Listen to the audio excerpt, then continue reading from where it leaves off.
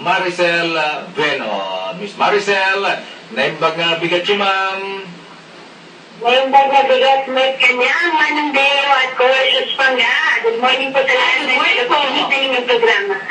Ay, naimbag nga bigat si ma'am. Umuulan po ba ng basa dyan sa Isabela? Magandang balita po.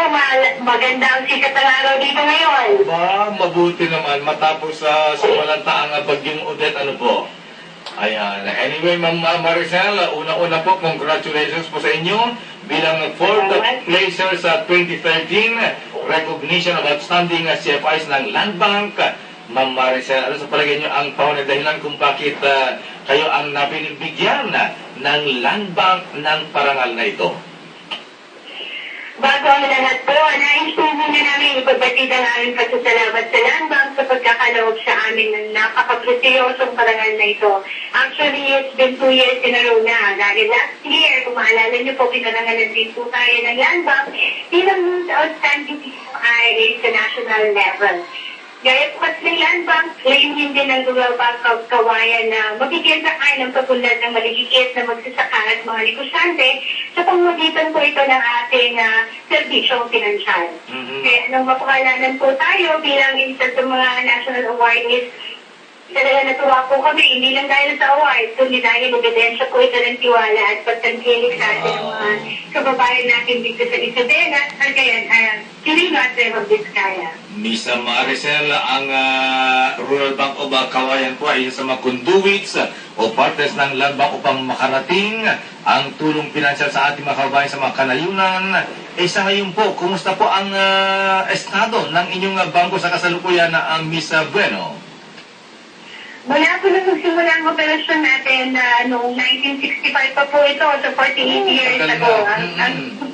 Ang Rural Bank of Kawayan ay nanatili pong stable and is going real strong. We are actually opening our 18th branch po nitong end of the year or early next year. Ito po ang 18th branch ang Etchacking Isabela branch. Kaya po patuloy po tayo. At kasabay nito ang paglawak din ng lugar na ating nagsiservisyohan. Higit sa lahat, siyempre parami ng parami ang nakikinabang po sa ating napagkayang serbisyong pinansyal. Ilan na po, Ma'am Maricel, ilan na at saan matatagpuan ang mga sangay po ng Rural Bank of Kawayan Incorporated? Manandeo, ang ating head office ay matatagpuan po dito sa Kawayan City, Isabela. At meron na po tayong 17 branches sa kasalukuyan. Ito po ang Anisa, Kabagan, Kabatuan, Kawayan, Cordon, Ilagan, Ramon, Rojas, San Mateo, San Manuel, Santiago at Tumawini dito sa probinsya ng Isabela. At Kamalaninggan at Tubigaraw naman po sa probinsya ng Cagayan. At meron din tayo sa Nueva Vizcaya. Ito ang Pampanga at Solano branch. Meron din po tayo dito sa probinsya ng Quirino. Ito po ang Cabalukit branch natin. Wow, dami-dami. At ano ang produkto at serbisyo na ino-offer ninyo, Miss Maricel? Para po sa mga magsasaka Manandeo, ino-offer po natin ang mga sumusunod na agricultural loans. Ito po ang Agri-Masikap Loan, Crop Loan, Agri-Sagana Loan at Agri-Asenso Loan.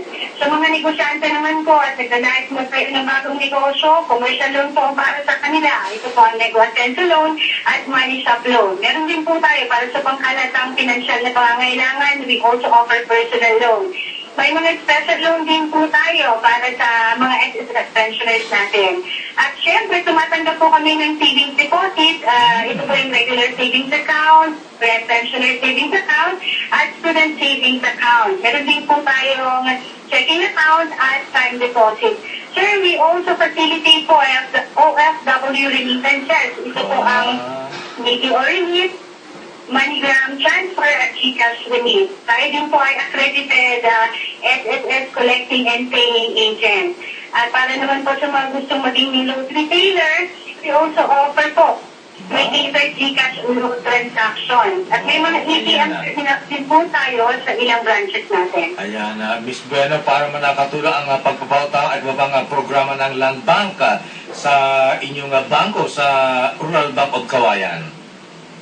Malaki kasi napakalaking bahagi ng patuloy na tagumpay ng Rural Bank of Kawayan ang assistance ng Land Bank. Dahil mas marami pong magsasaka ang aming napaglilingkuran at natutulungan. At dahil na rin sa mga parangal na nakakamit natin, gaya po nito, ay lalo po tayong nagpupursige at na-inspire po tayong pag-ibayuhin at pagbusayin pa ang aming serbisyo. Wow, galing-galing naman, Ading Maricel. So ano ang future plans? Ano ang future business plans para naman sa inyong bangko? Ang goal po namin, Manong Deo, Miss Panga, is bago natin celebrate ang 50th anniversary po natin, sa Rural Bank of Kawayan ay magkakaroon na po ng 20 branches. So malay po natin, masigit pa dito, hindi mo ba? Ito naman po ay para matugunan din ang mga pangangailangan ng mas nakararami pa nating kababayan. At syempre, Manong Deo, gusto din po namin mas maging convenient po ang ating mga kliyente, kaya inuunsad na po natin itong Oktubre ang ating official website. Wow. Ito po ang www.rbkawayan.com. Lahat po ng gusto nilang malaman tungkol sa aming bangko ay makikita po nila dito.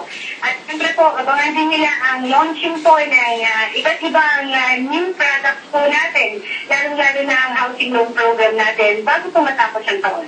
Yan. Ma'am, matanong ko lang po, Miss Maricel, magkano po yung mga interest rates natin, say, sa lending or sa savings? Ma'am, depende po. Sa loans po, depende po sa klase ng loan na i-avail natin. But we provide po as low as 1% per month po. Wow, 1% per month. Mababa yan Okay yun At saka dun sa savings po natin. Sa savings naman po, depende din po sa amount at saka sa number of months ng placement po ng pera na ilalagak po natin kung ito ay time deposit or regular savings po. So sa We can give, I'm sorry, we can provide as high as 7% per annum po sa ating time deposit. Mataas yun 7%? Oo. Okay yun Depende po sa amount. Wow. Hindi, imbis na sa ordinary banks, Mayor, wala kang makikita 8%. Ganun ba? Pero taxable ba yan, ma'am? Yes, of course, ma'am. Minus ilang po natin. Ilang percent tax po yan? 20? 20% po of the interest rate. Sa bagay, mas mabuti sa 1% minus 20%. Di ba, ma'am, di ba? Malaki pa rin. Mas malaki pa rin sa kanila. Miss Maricel, Adi ko, maraming salamat at muli, congratulations. Thank you, ma'am. You're welcome po at maraming salamat din po sa panyay at pagbibigay daan sa pasasalamat namin sa Land Bank at lalong-lalo po sa publiko at sa aming mga tagapagtangkilik. Maraming salamat po. Just Agnin na mahabigan ang marketing supervisor ng Rural Bank of Kawayan Incorporated, RBCI, dyan sa Kawayan, Isabela. Miss Maricel Vero, congratulations! Congratulations and